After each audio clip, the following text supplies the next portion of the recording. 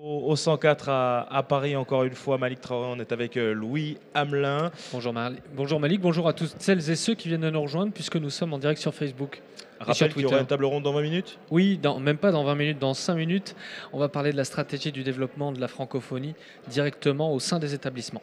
On va donner la parole à nos intervenants, encore une fois, des intervenants en provenance de l'AEFE, l'Agence pour l'enseignement français à l'étranger. Le directeur général adjoint, d'ailleurs, est avec nous. Bonjour, monsieur Jean-Paul Négrel. Bonjour. Accompagné de Véronique Champigny. Bonjour, madame, chef au niveau des orientations. Oui, service orientation, chef enseignement service d'orientation.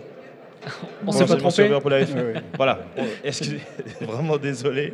On essaie un petit peu d'avoir tout ça. Première question pour monsieur Négrel. Qu'est-ce que l'AEFE plus exactement? Bonjour d'abord, donc très heureux d'être ici. Donc l'AEFE, c'est l'Agence pour l'enseignement français à l'étranger. C'est un établissement public, un grand opérateur de l'État qui est sous la tutelle du ministère de l'Europe et des Affaires étrangères et qui a pour mission essentielle de piloter le réseau des à peu près 500 établissements répartis sur la planète entière, qui accueillent 350 000 élèves dans 135 pays. Donc, pour assurer ces missions de service public à l'attention des familles expatriées françaises, mais aussi pour accueillir aussi toutes les familles étrangères qui font le choix de scolariser leurs enfants dans nos établissements. Le réseau d'enseignement français à l'étranger est-il une force, est-il un atout aujourd'hui quand on parle de l'attractivité? On en a parlé ce matin avec le Premier ministre, quand on parle de l'attractivité de l'enseignement supérieur français. Bien sûr, le réseau d'enseignement français à l'étranger, ce sont 500 établissements dans le monde avec à peu près 60% d'élèves de familles étrangères, 40% d'élèves de familles françaises, donc qui font le choix de scolariser dans notre réseau homologué, au départ français, mais qui s'ouvre sur les pays d'accueil et qui ensuite préparent à l'enseignement supérieur, évidemment. Enseignement supérieur en France, puisque sur nos 17 000 bacheliers annuels, nous en avons à peu près 46-47% qui font le choix, toutes nationalités confondues, de poursuivre leurs études en France au niveau du L1 jusqu'à la licence. Pour les autres, les 54% qui continuent leurs études à l'étranger font aussi le choix parfois de revenir au niveau du master. Donc c'est un véritable outil à disposition de l'attractivité de l'enseignement supérieur français. Et pour cela, nous avons des outils, mais nous les développerons par la suite plus précisément, plus en détail. Véronique, il y a un programme d'excellence qui est mis en place pour attirer les meilleurs étudiants, les meilleurs talents étrangers. Il s'appelle le BEM, Boursier Excellence Majeure. Présentez-nous ce programme. Quels sont les grands principes du BEM? Alors, les grands principes du BEM sont que les chefs d'établissement sélectionnent à l'interne les meilleurs élèves de leurs établissements. Ils sont ensuite présentés à l'AEFE. Cette année, nous avons reçu 560 dossiers. Sur combien d'établissements? Sur le nombre de bacheliers, c'est-à-dire nous sommes à peu près autour de 15 000 bacheliers par an. D'accord. Donc voilà, une sélection qui se fait en interne. Une sélection en interne. Donc le critère est que l'élève soit étranger. Oui. Qu'il passe son bac français dans un établissement français à l'étranger, qu'il soit, donc c'est un critère académique, le choix, c'est-à-dire qu'il soit dans les meilleurs élèves, qu'il ait aussi un projet de poursuite d'études en France. Donc une vraie motivation, puisque tout ceci est évalué, donc il n'y a pas seulement les notes qui sont regardées. Donc les dossiers sont reçus à l'AEFE, bénéficient d'une double correction, puisque l'AEFE corrige, mais aussi des représentants de l'enseignement supérieur français. Donc nous avons les proviseurs des grands lycées à classe préparatoire, nous avons des représentants de l'enseignement supérieur. Et à l'issue de tout ça, cette année, nous avons sélectionné 150 boursiers.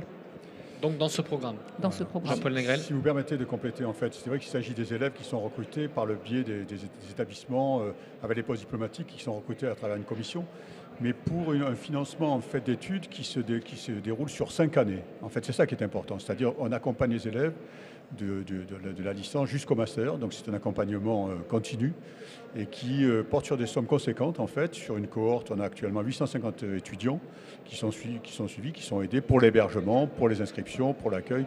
Donc c'est quand même une aide substantielle qui est attribuée par l'État français à travers son ministère de l'Europe et des Affaires étrangères et de l'AEFE. Donc une aide conséquente pour ces élèves boursiers.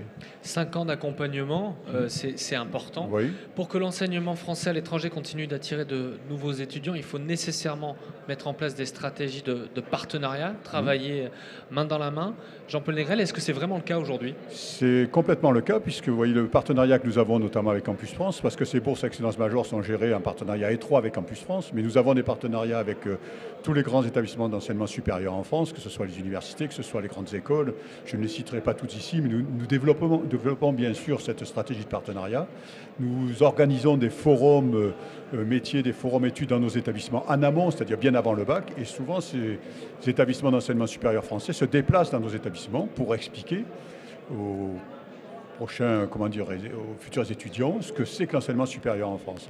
À côté de ça, les stratégies que nous développons aussi, nous avons mis en place des plateformes, aussi bien pour les anciens élèves avec l'association des anciens des lycées du monde, et aussi avec une plateforme qui s'appelle Agoramonde, qui permet aux étudiants d'échanger aussi avec les élèves des lycées sur leur cursus dans l'enseignement supérieur français. Et en termes de stratégie, si vous permettez, je voudrais aussi vous dire qu'aujourd'hui, nous ouvrons la semaine des lycées français du monde, ce qui explique un petit peu notre présence aussi, naturellement, aux rencontres universitaires de la francophonie, dans laquelle la UFE est partie prenante à part entière. Et notre directeur général est aujourd'hui à Rome pour ouvrir aussi, la semaine des lycées français du monde, une semaine qui s'écoule dans tous les établissements du monde, avec des points d'orgue, notamment mercredi, un forum sur le plurilinguisme, et samedi, un forum des anciens élèves à Berlin. Vous voyez, donc nous sommes sur la planète et nous essayons de faire encore davantage connaître, davantage encore la UFE sur la planète. Voilà notre stratégie très résumée.